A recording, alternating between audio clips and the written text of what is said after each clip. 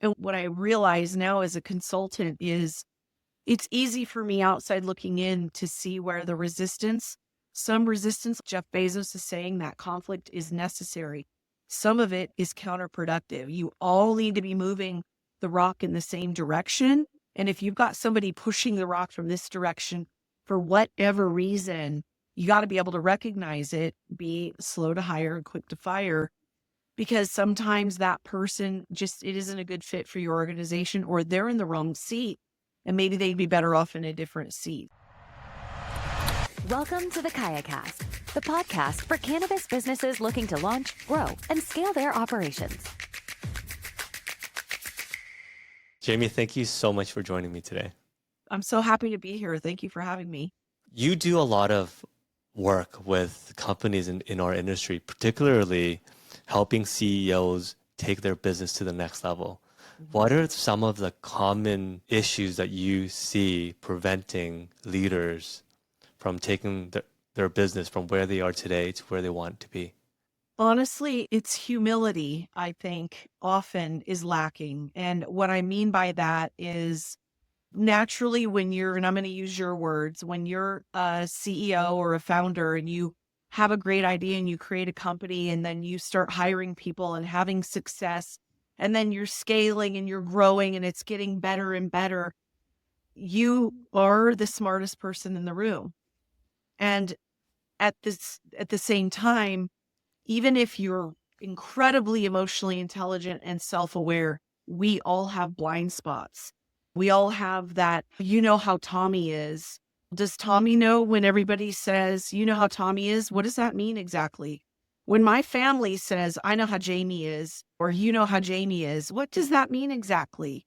That's that thing that we all have that blind spot about. And I think what happens a lot when you experience some success in your business is when you are being told, the terminology in consulting is when someone tells you your baby's ugly, you hire someone to tell you your baby's ugly because none of the people around you are going to say that. And a lot of the people that are around you that have the courage to say that, often those are the ones that end up getting let go or where there's bad blood. And so part of it is just helping CEOs understand that's how you grow, is through that hard feedback.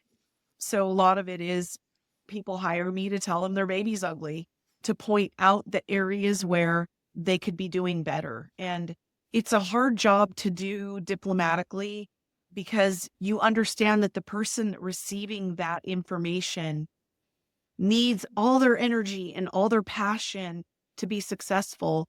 And not everybody's really equipped to take criticism. And so I try not to criticize. What I try to do is ask questions that lead the CEOs to their own conclusions.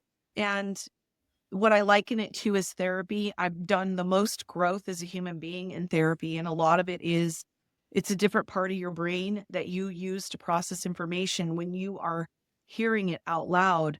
And that act of making yourself vulnerable, telling somebody all the things that aren't going that or could be better, or where you would like to experience growth, where you think, oh, I might be losing this person. What am I doing wrong?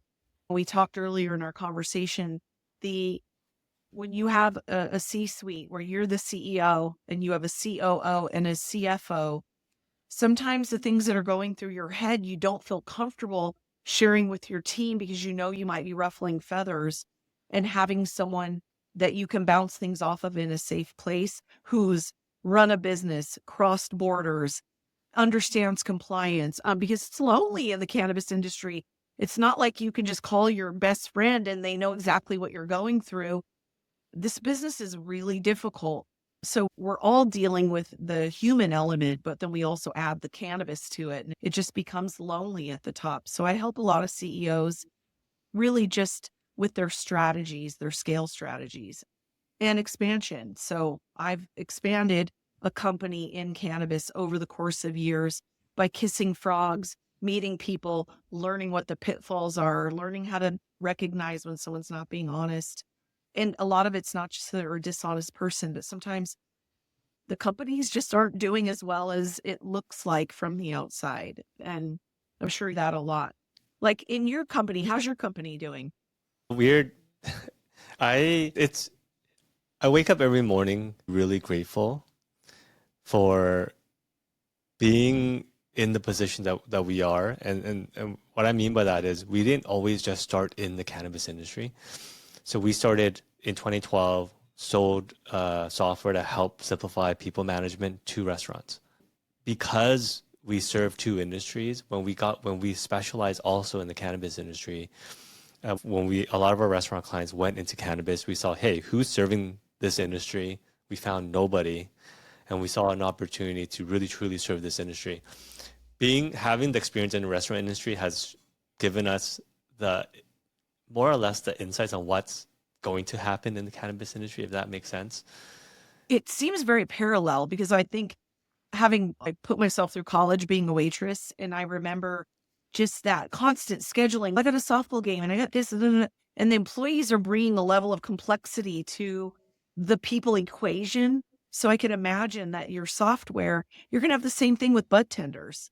It's going to be a very simple or similar industry in that it's service to the public. The type of person that you're hiring, you're going to have mid management, you're going to have upper management, you're going to have inventory issues, you're going to have payroll, tips, all the things. I imagine it's very similar. It's very similar. In the restaurant industry, the employees are a cost center. Cannabis industry, your employees are also a revenue center. So there's differences, Yeah. like how you would assess productivity of your team. I want to get back to something that you've mentioned that's really insightful is the founder is the smartest person in the room. And I find that's the biggest fault when you're trying to scale a business. In the beginning, when you're first starting out, you don't have the funds to hire people smarter than you. Yeah, you're the smartest person in the room, right? But you get to a point where you shouldn't be, where you should have experts that are far better than you in the areas that they specialize in. And that if you're making a decision Jeff Bezos says it the best. And I look at Jeff Bezos and everybody really respects Elon Musk. I respect Elon Musk too, but Elon Musk is more or less somebody that's extremely talented. You cannot base your style with him. He's an outlier, right? He's But out there. Yep. Jeff Bezos is somebody that has started Amazon and has grown Amazon to where it is. And it's really hard for a CEO to stick around for that long, right? Like, what type of CEO are you? He's a CEO that can be there at every stage of the business, all the way to the biggest company in the world. I respect that. And he says something that rings so true is that when you're making a decision, there needs to be conflict. You cannot make a decision in your business and trying to scale your business to the next stage and have no conflict in the decision-making process. You haven't fully flushed it through. And if your executive team are just a bunch of yes people. Yeah, I think that's true. I think the, the first business that I ever ran was a real estate company. And, the beginning was really hard because it was, how do I don't have any money and I want to get approved. And at the time I had just moved back to the US from Europe and didn't have credit. And so I didn't have credit or money, but I wanted to buy real estate because I knew that was my ticket to freedom. I had taken one of those get rich quick Carlton Sheets classes. It required that I develop a skill set around creative financing, finding people whose real estate was a liability so that I could solve their problem and step into it with no money down. And I'm here to tell you, I'm living proof it works. And it was the best thing that could have happened to me was starting my real estate company with no money and no credit. Because had I had a silver spoon in my mouth, I wouldn't have known how to put all those creative deals together. Then I put all these creative deals together, and then I hit the next plateau. And the next plateau was, oh, I want to buy a multi-unit building. I want a 20-unit apartment building, but how do I put 20% down? I've got all this other real estate, but I need some liquidity. How do I go to that next level?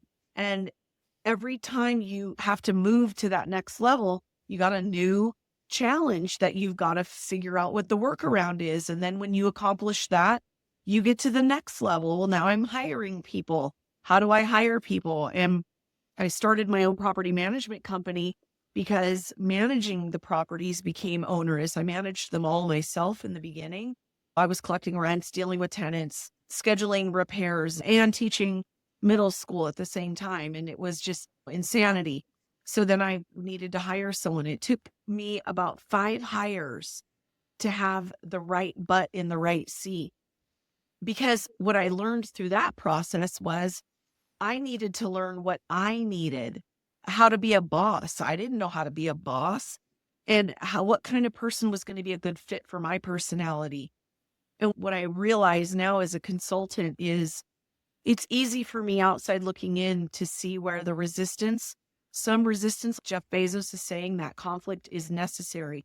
Some of it is counterproductive. You all need to be moving the rock in the same direction. And if you've got somebody pushing the rock from this direction for whatever reason, you got to be able to recognize it, be slow to hire and quick to fire, because sometimes that person it isn't a good fit for your organization, or they're in the wrong seat and maybe they'd be better off in a different seat. I think you're right. There comes a point where you got to put people in the seats that are smarter than you are, so to speak, or have more experience in whatever it is that you're scaling to.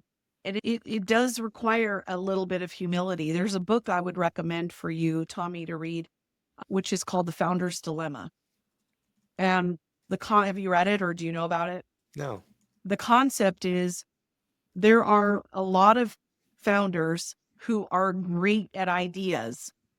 They're great at building something, starting something, but it's a completely different ball game to scale it.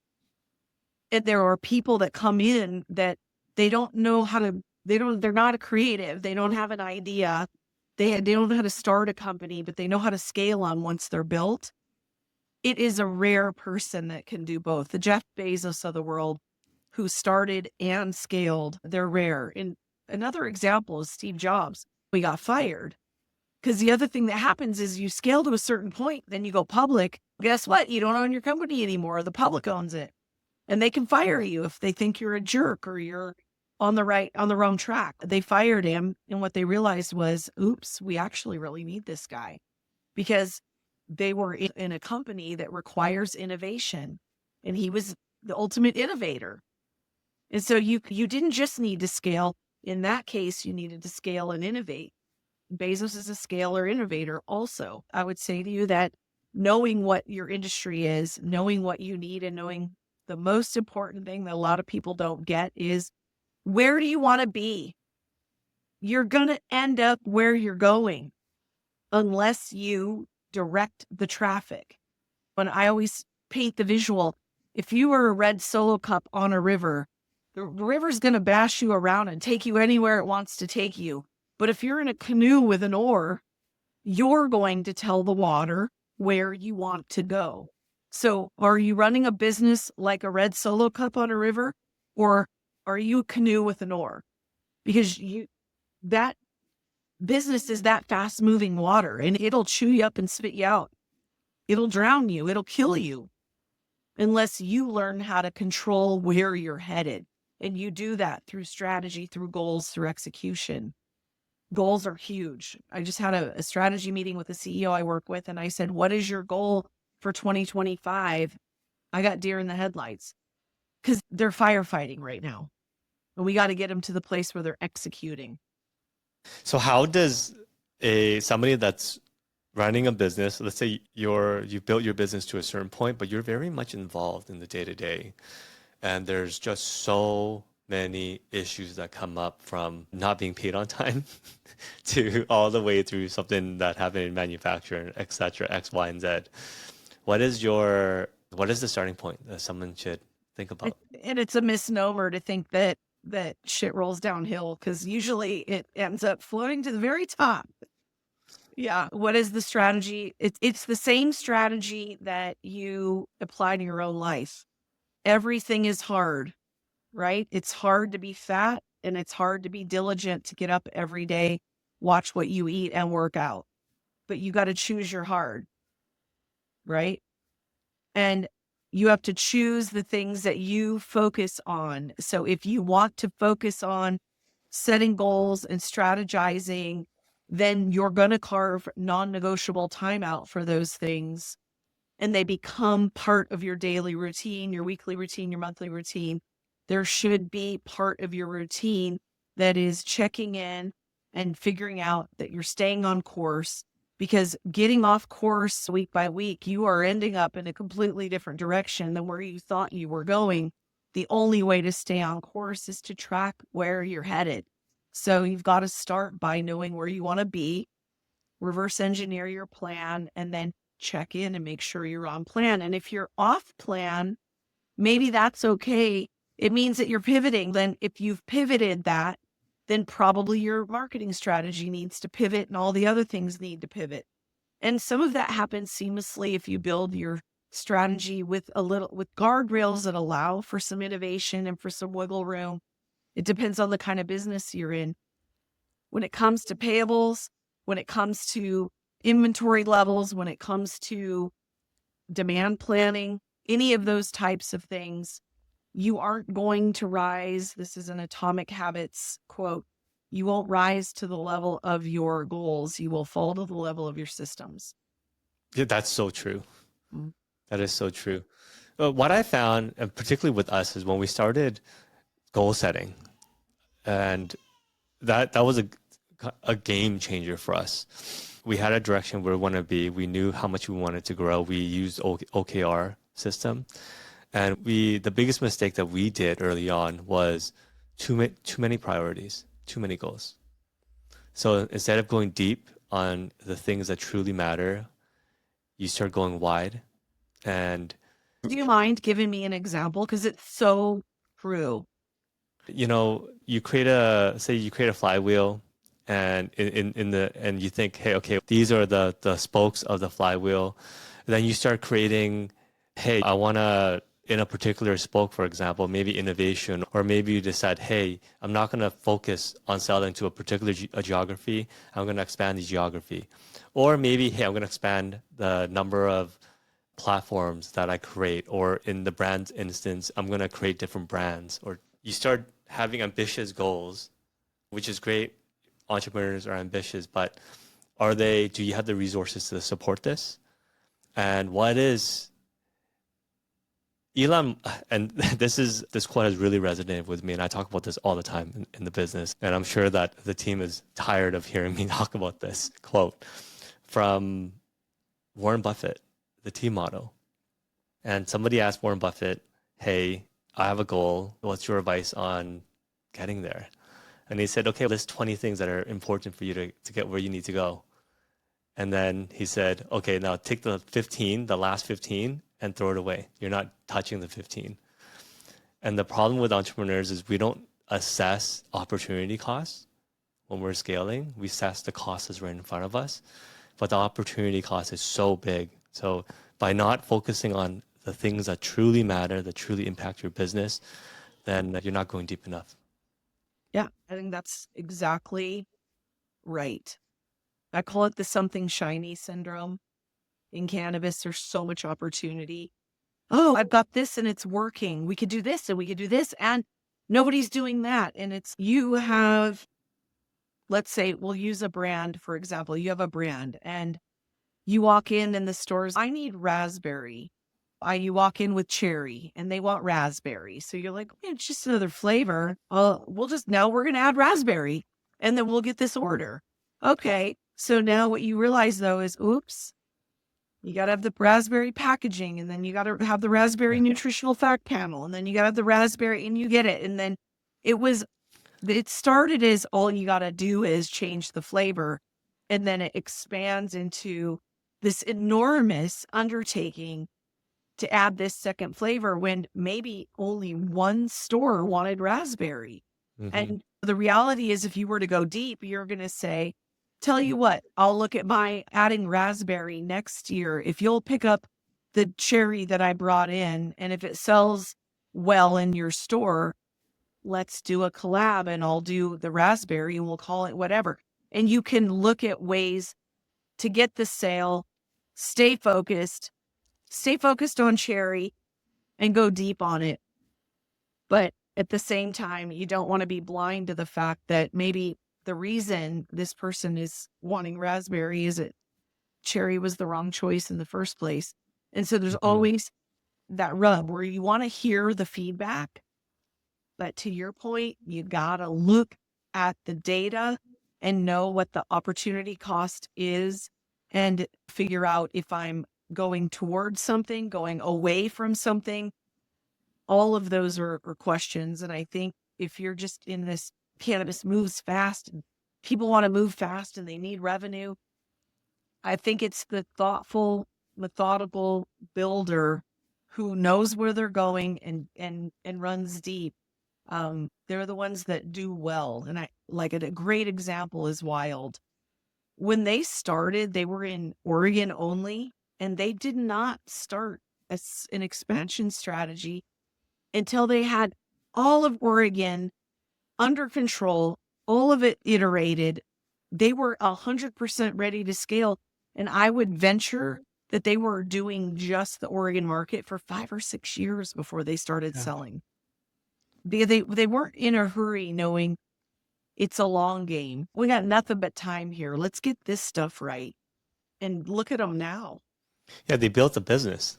They built a business, understood the market really well, and went deep. And that's a really good example. And it's the entrepreneur dilemma that comes up with every entrepreneur. I feel that if you're an entrepreneur because you saw an opportunity and you're a risk taker and you take opportunities by the horns and you go for it. And the more successful you are, the more opportunities come.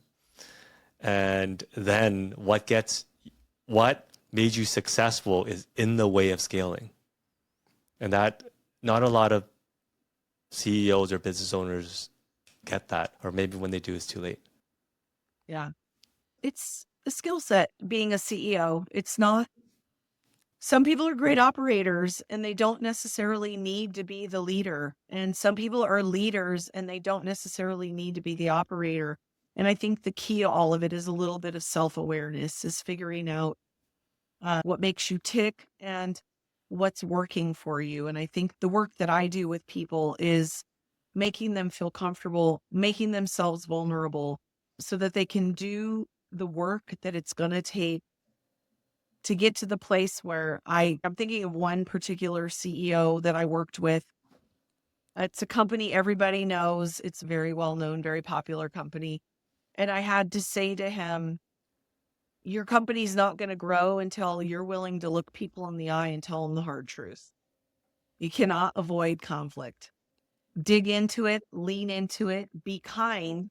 The avoidance part had to do with this desire to be kind to Mhm. everyone. You can be kind and deliver bad news, but it is unkind to blow smoke up someone's butt. You got to be able to tell people the hard truth, especially if you're a leader. And it's a skill. And that was me giving him a hard truth and doing it with kindness. And I think that's one of the things that I'm good at for sure is, Mhm. but the hard part is I don't have a website yet. I was telling you on our call, I'm in the middle of building it. It'll be out. I was ambivalent for the first year as to whether or not I actually wanted to be a consultant. I really wanted to leave the industry and go back into real estate because it was so much easier to make money in real estate. I literally just got bored with it. And now I have this balance. I flipped 3 houses last year and I thought that really satisfying before and after stuff that I like. I got to do the design work that I was missing when I was in cannabis. And now picking up paint colors, staying ahead of trends, knowing what kind of flooring. I love it. I love the physicality of the work, but I could not imagine leaving the industry now. I've been in it for so long. And when building my website, I'm not going to say to somebody, you need decision therapy, you need CEO therapy, you need a coach. I don't want to sell myself like that. I'd rather do small tasks with companies and have them then say, we don't want you to leave. We'd like to keep you on. And having built that trust and that relationship with the CEOs, where a lot of times what happens is they call me in and they say, will you help us expand to Germany? That's really what I'm known for, is the European market.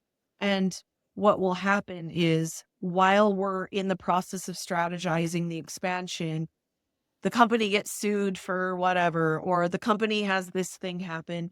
And for whatever reason, probably because I've been there, done that, the CEO will go, oh, this just happened. And the next thing you know, I'm already their decision whisper. It happens organically. And then it ends up going from a month to month contract, because I never ask for longer than month to month. Is my theory is if you're unhappy, cut me loose. I don't want to take your money if you're not happy. And what usually ends up happening is I'll take a new client on, and then the old client that I thought was done wants to hang on, and then I end up with not enough bandwidth. And that's what's been happening to me lately. So if I brought a few more people into the group, you met one of them, Gene Sullivan, does a lot of work with me when we got companies that are raising money, because Gene's an expert at raising money and helping company make sure that their decks are clean and that their presentations are solid and that they know how to answer the questions that predictably investors are going to ask. I spent 7 years talking to investors at Bang, and that's a skill set. A lot of CEOs don't have that as well. So there are a few outliers out there who came out of either was JB Morgan or whatever, they come out of finance and then decide to become an entrepreneur. But most of the time, they're entrepreneurs that just don't know how to talk to investors. Raising money sucks. Huh? It, Raising money? who likes raising money? It takes you out of the operations. It does. It Yeah. sucks. Yeah. It does suck. So if I was an entrepreneur and I've seen some success, but I know that we can take it further, and I'm just starting to plan out my 3-year plan, 1-year plan, quarter plan. Where do I start? With what's working.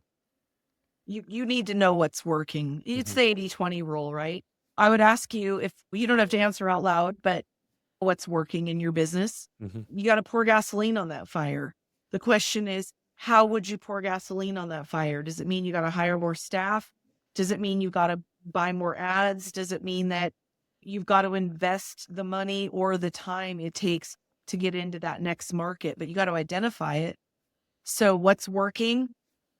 And then where is the next obvious expansion strategy or target? Is Mhm. it the next state? Is it the next product? Is it the next hire?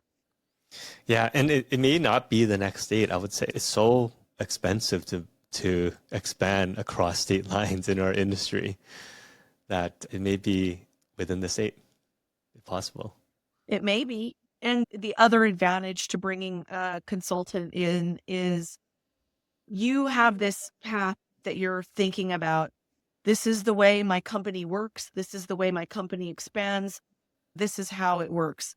But a consultant might come in and put all that on its ear and say to you, just a simple paradigm shifting question might be, is there a world where another company might be strategically inclined to help you grow yours? And if so, what company would that be? And what would that look like? And if the whole time you're thinking, I have to spend the money, I have to be in control of the way this expansion works, and you're not even thinking about, oh, if I take this other company that's crushing in this tangential area, maybe we can join forces. There's a lot of times that where the consultants sometimes that ignorance actually leads to some magic. Oh yeah, that's a really good point. That's a really good point, and that's how you would fund your expansion state A by state. way. It's a way, Mhm. right? And then the other thing is always to look at what have other companies done that were not in my industry. An example, I've got a client right now that's got a brand, and the brand is really targeted to a very specific segment of society. Like one example, I work with the company Hello Again, which is a vaginal suppository. They've got several models of their vaginal suppository, but they started off being designed for women in menopause to alleviate symptoms. And what they found was that there were a lot of women who are not eligible for whatever reason to take hormone replacement therapy, and that this product really works. They got a very niche market segment. You got women in menopause. Then they expanded to women who have periods. That's a lot of women. And then they expanded to, what about anal suppositories? Who would that be? Immediately they saw gay men, but surprise, women have anal sex too. Hmm. And you never thought we'd be talking about anal sex on your podcast, I'm guessing. But the point If it being, relates to running a business, then all fair game. but you have this like very niche product segment where your target market, then who else is talking to that same segment? And there's so many companies trying to talk to menopausal women, kind of having its moment. So then the question is, well, what other collabs could you put together that'll get the word out? Or could you potentially expand into other countries by licensing the right to the UK to a company that's doing really well over there, but doesn't have a menopause line?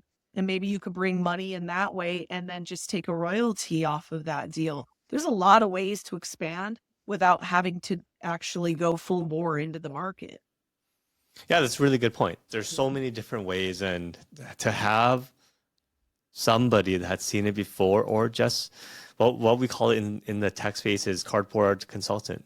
Sometimes you just need to talk out loud and have and hear yourself talk, and that helps a lot too.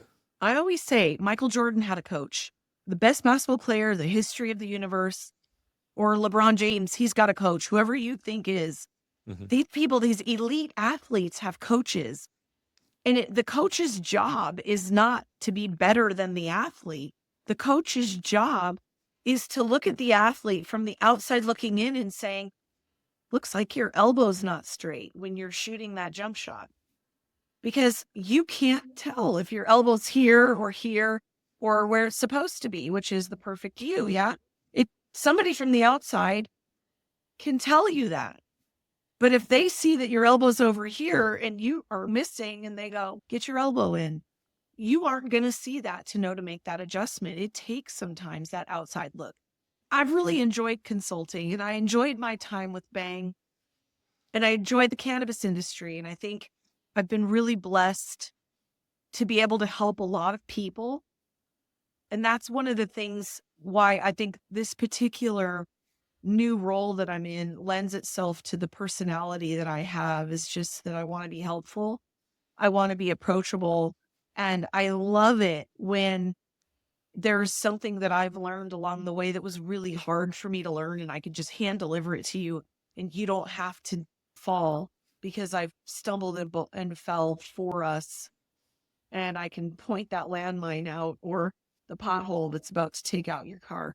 I absolutely love that. Yeah, I love it. I love how you said that too. And it's funny for me because sometimes when I hear advice and I'm not ready for it, I don't take it. And then the moment I'm ready for it is probably because I made that mistake and now I feel it. So as a coach, when you give entrepreneurs advice and you have a crystal ball because you've made that mistake and they don't take it, and what is the conversation like when they do eventually take it? I'm in a position a little bit like that right now. As I told you in the beginning, when you're the smartest person in the room or somebody has to tell you your baby's ugly or whatever it is, I don't relish that. I do really like the fact that when the person comes around and says, I should have listened to you. I get a lot of these messages. I know you told me the very first time we met that I needed to do this. I'm finally ready and I did it and you were right. I'll get that sometimes. And I also recognize that sometimes, even though I have the crystal ball and I can see what you need to do, that you have to go through your own process to get where you need to be. And maybe there were lessons along the way. And from an educator standpoint, this is the way I look at it, is like every human being is basically a piece of Swiss cheese. When you're a student, you're learning math or you're learning English, you go to class, right? And you're learning this particular lesson. And the next day you might do 35 problems of it.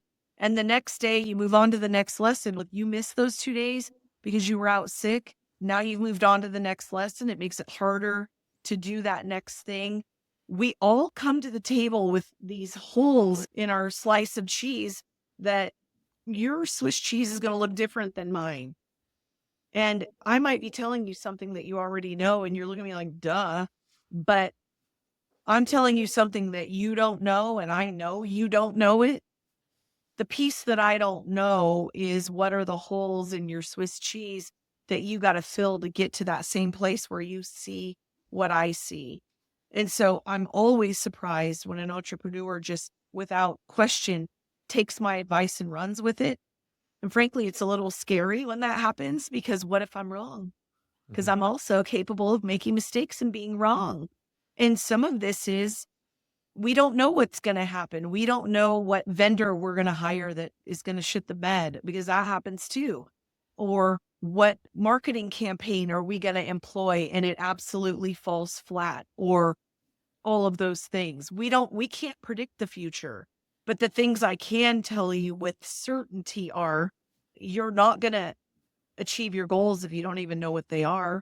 And a lot of times with entrepreneurs that are moving in a fast-paced industry like cannabis, they're just rapidly trying to keep their head above water.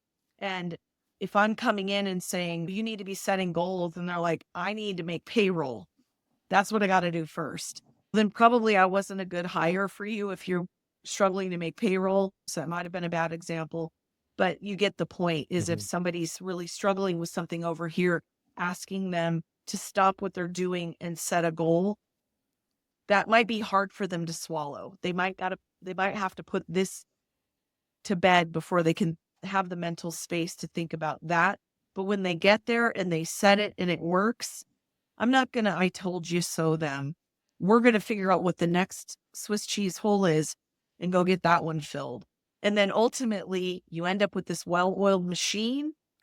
And then you have a different set of problems, which is, and I was there too, where I scaled my real estate business to the point where it still runs. It runs on autopilot. I don't have to be there day to day. And then you're like, what do I do with myself now? Am I going to start a consulting company? Am I going to start, and it's a fortunate place to be in. But I think about people like you that start companies. Are you ever really going to retire? Me? No. Yeah. And then when you've achieved, you exit, then do you start a new one? Are you just forever going to be in this cycle? And I think that entrepreneurs also need to be asking themselves some of those bigger questions about the life they want to live. Yeah, that's for every individual. Like a lot of entrepreneurs are like me. I hate going on vacation. I'll be gone for a week. I'm like, I want to go to work. I miss work. It's just boring. You sit on the beach and you eat and you drink, and you can do that for a couple of days. But after a while, why? But everybody's different, though. Everybody's different. That's not good, bad. Jamie, I want to thank you so much for coming on the pod today. You've dropped tremendous knowledge. Where can our listeners find you? Pretty soon, you'll be able to find me on my website, which is newholland.group. New Holland, is there a dash or just newholland.group? Yeah, new-holland.group. Okay. I'm jboogie.22 on Instagram, and then I'm just Jamie L. Pearson on LinkedIn. And LinkedIn's probably the easiest place to find me. Awesome. We have to get you back here, particularly when Germany does their thing, and we can talk a little bit about what's happening overseas. Yeah, they need to have their vote. We're all waiting with bated breath. So we'll see what happens when there's a new government. Just on a side note, I had a meeting. I've done some work in Iceland. And the day I left Iceland, I spoke at a conference. The government fell apart. And they have a new government, and it's all women. And the person I had the meeting with today said, and they're all about cannabis, and we got rid of the old men that didn't understand it. And I'm hopeful. I'm hopeful that the German government will come in and be full of people that are pro-cannabis, and that we could just get this ball rolling, because it's a fun place to do business.